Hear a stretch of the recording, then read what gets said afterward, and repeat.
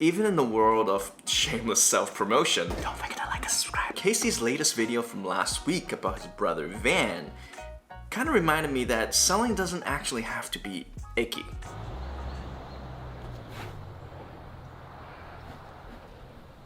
There he is. There's my brother Van. And that there's a world where I can just focus on the story that I'm telling and let the rest take care of itself. I mean, he didn't even reveal that the point of the whole video was that his brother Van was starting a new YouTube channel 8 minutes into the video. And he didn't even say to subscribe out loud. He did it through text at the last shot of the video. And then he did it in the, pinned comment saying, do it. But yet, of the 1.4 million people who watched Casey's video, about 700,000 people went to watch a full video from his brother Van. About half of that, 324,000 people subscribed. I mean, that's crazy numbers. So what exactly were we watching prior to the prompt from Casey? Well, if I broke it down to segments of stories, there's a lot there, which seems to match up with my viewing experience where he just kind of tells one story after another. It was definitely free-flowing. It wasn't like, hey, subscribe to my brother's channel, here's reason 1, 2, and 3. But then, when I started to string up all these stories together and ask the question, why? Why are we being told a story? Then it kind of actually is a reason 1, 2, 3 subscribe. Except the subscribe is not in the front, it's at the end. So first he has the intro, and then reason number 1, that Casey became a filmmaker because of Van, because he was inspired by him. That Casey would be nothing without him. And then reason number 2, that together they formed the Neistat brothers who got to the top of the pinnacle of filmmaking by having a show on HBO. So his brother Van is just as big time as Casey. And then reason number 3, maybe I'll let him speak for himself. Yeah, Van is a fascinating guy, but because he's not a YouTuber, because he doesn't know the YouTube world, his videos, they're not motivated by likes or views or subscribers. It's just pure, untouched creativity. And that's why he's my favorite YouTuber. He's the only YouTuber I turn the little alarm on for. And he might just accidentally be the best YouTuber of all times. And of course, he's not just talking at us, he's actually showing us everything.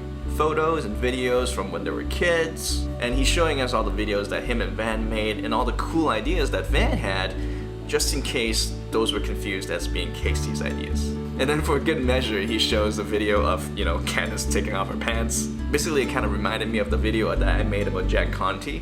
Instead of telling you he's always been passionate about filmmaking since he was a little kid, he shows you his tapes, the old camcorder. Instead of telling you his viral hits on YouTube only yielded $200 in ad revenue, he shows you where he shot these videos. And of course, instead of just saying he's gonna fly over to New York, hoping Casey would meet him, he uses the envelope, which in the end turns out... So it's like instead of Casey telling us how cool Van is, he shows us all the cool things that Van has done.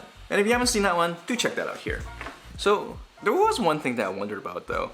While storytelling is great, wouldn't it be even better if Casey just asked us to subscribe, from the beginning?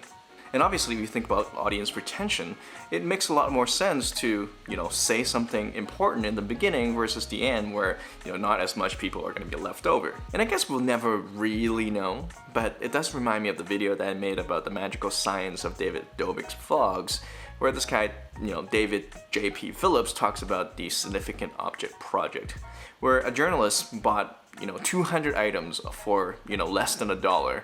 And then he had 200 different writers write very specific stories about why those objects are important. And then he throws them up on the eBay, and then this happens. Now this beautiful horse's head was bought for 99 cents and was sold when a story was added for $62.95. That is a slight increase of 6,395%. So was this a one-off situation? Not really, because he bought the 200 objects for a total of $129, selling them for $8,000. So who knows, maybe if Casey prompted us from the beginning of the video, then more people would have gone to Van's channel and check it out.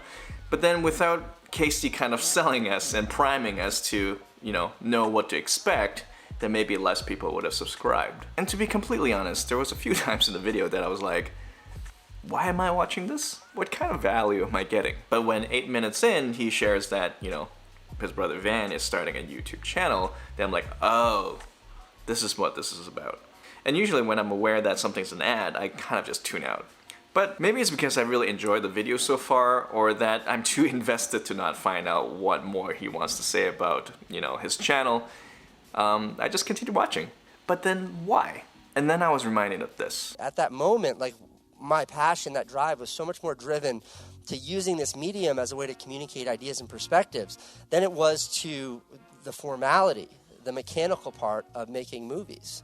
And that's why I say it ad nauseum, and I'll say it my whole life, my whole career, the gear doesn't matter. It really doesn't matter what tools you're using to share your ideas or share your perspectives. It's just getting them out there. And if you can share in a way that connects with people, you will break through. So maybe that's it. Maybe it doesn't really matter if you're selling something or not. If you can actually share your ideas and perspective in a way that can connect with people, then the rest will take care of itself. Or is that too naive? What do you think?